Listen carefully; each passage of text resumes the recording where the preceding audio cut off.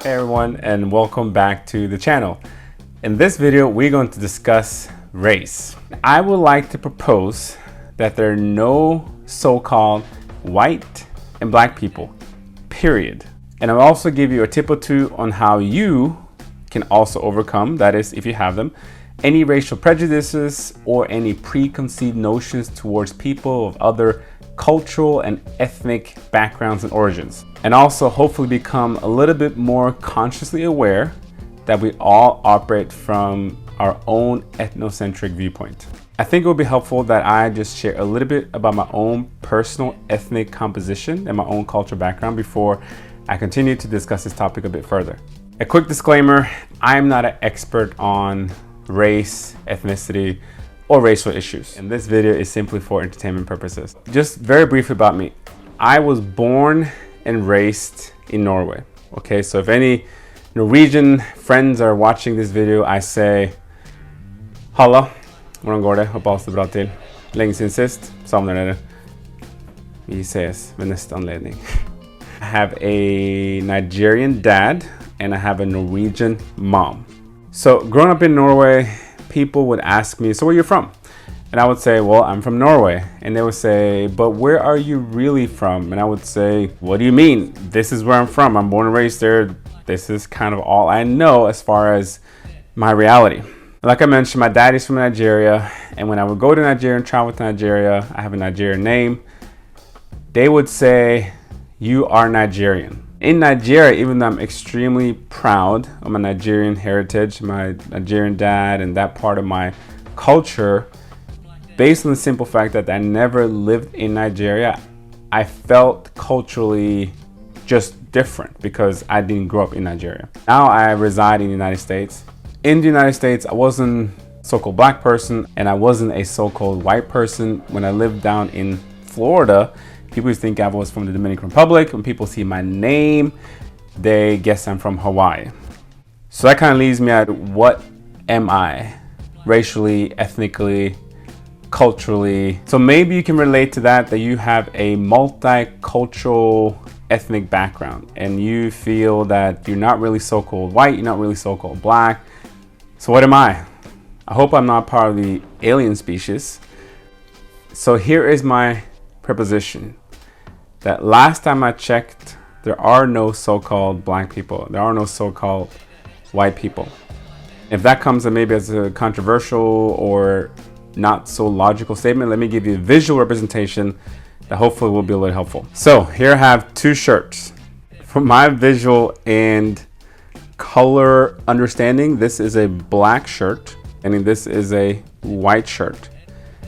I have traveled, fortunately, a little bit around the world, and I've never met a person with this color and I never met a person with this color.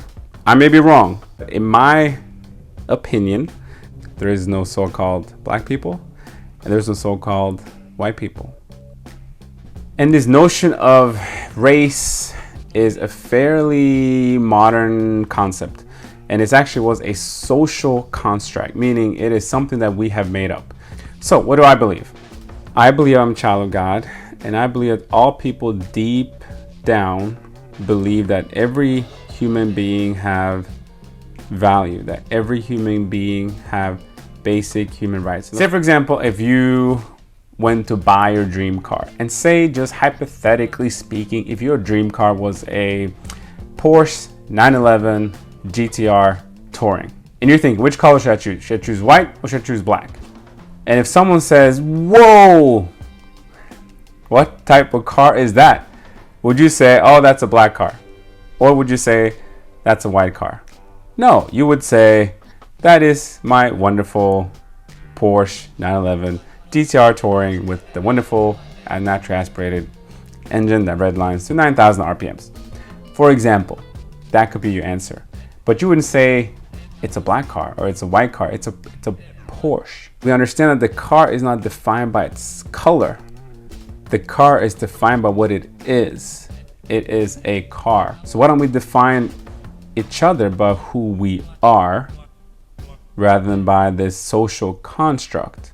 I do understand that this is a very complex issue and it's caused a lot of strife among mankind. Hoping a couple of simple tips can be beneficial for you, and especially if you have some racial prejudices, or if you just want to grow in your awareness of your potential biases or your potential ethnocentric viewpoint or your potential whatever it is that may cause friction and tension when you either interact or think of people with a different color.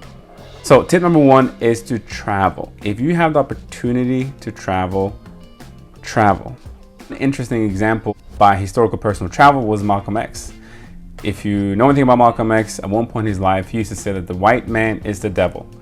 Then he, as a Muslim, traveled to Mecca as part of his pilgrimage, and that really changed his view of people with a complexion of so-called white. Number two is simply to spend time with people that have a different complexion than you. I had the privilege of growing up with people in Norway who were so-called white, people who were so-called black, and pretty much any shades of color in between.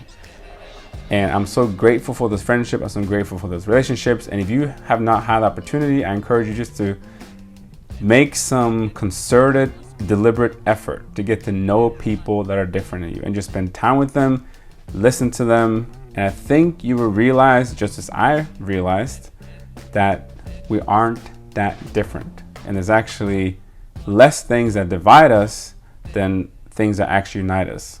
Number three, observe young children playing.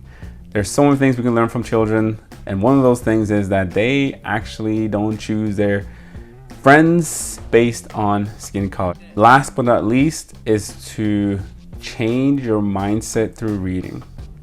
And there are so many great books, whether those books are books that discuss theology or that discuss psychology, or the hundreds of amazing autobiographies of people that have experienced things, learned things, and they have decided to share this with the rest of the world. Thanks for watching, and until next time, maybe you can spend some time with people that are different than you and be open to what you can learn.